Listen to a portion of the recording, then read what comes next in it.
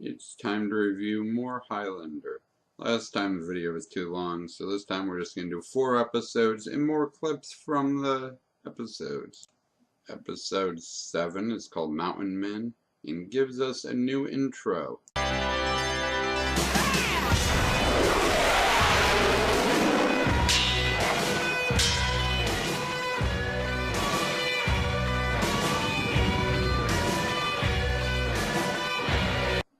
Still pretty basic, but they improved the fonts and try to do something a little better. In this episode, Tessa goes into the woods to investigate mysterious cave symbols, which apparently is something she's interested in.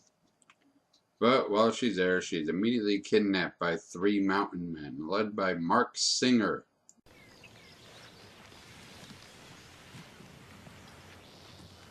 There was a woman,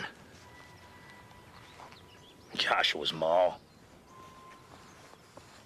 We were together from the time he was 3 years old, a real family. And then some doctors killed her.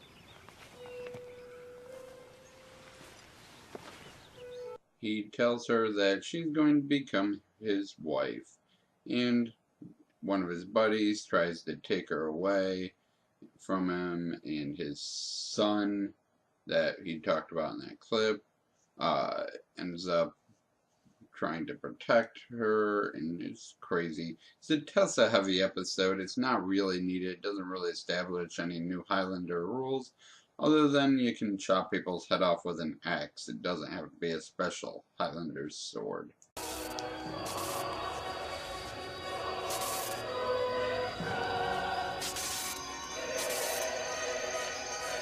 Mr. McLeod, this may be the beginning of a beautiful relationship. This episode is important not only because the reporter is involved again trying to figure out more about Duncan's life, but also because it shows us what's supposed to be happening in the rules of Highlander. Wasn't really followed up to this point, but we'll see if they keep following it.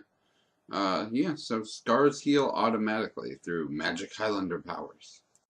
Episode 9 is called The Sea Witch, and Richie runs into one of his friends from his past life, and she is now selling cocaine to the Russian mob. During a fight, she ends up stealing the money and the drugs. Duncan doesn't like this, but he's more involved with the guy who's leading the Russian mob in the area.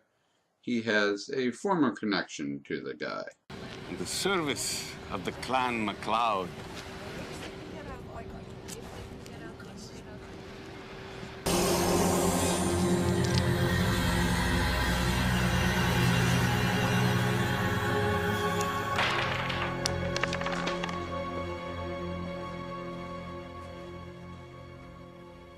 We have to stop meeting like this, Parshin.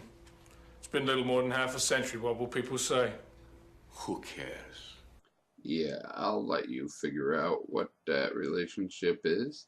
Anyways, overall this episode is pretty important because it teaches us a new Highlander rule. If an immortal's head is chopped off, but not directly by another immortal, it just gets knocked off. The closest immortal to the area gets their power and gets the quickening lightning zap thing. Yes, I definitely watched that episode. It's pretty good. Episode 10 is called Sweet Revenge, and it stars Canadian model and singer Vanity. Tonight, you wanna come with me? Do you think I'm a nasty girl? Tonight, I'm living in a fantasy, my own little nasty world. Tonight, you wanna come with me? Do you think I'm a nasty girl? She spends most of the episode flirting with Duncan in an evil plot to kill him and Tessa. On guard.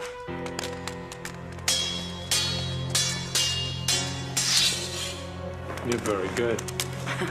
Only when I want to be. I like this episode. It's really well done, and it also shows us that not all immortals are nice like Duncan. Some are kinda assholes that don't tell their significant others that they're immortal and just do whatever they want with no regards for us non-immortal regular people. Got through that pretty quickly. So that's episodes 7, 8, 9, and 10.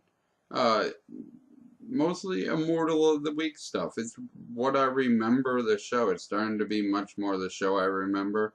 Starting to pick up instead of just weird random storylines like before.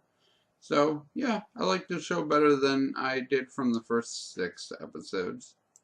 Thank you for watching, and as always, I shall try to do better next time.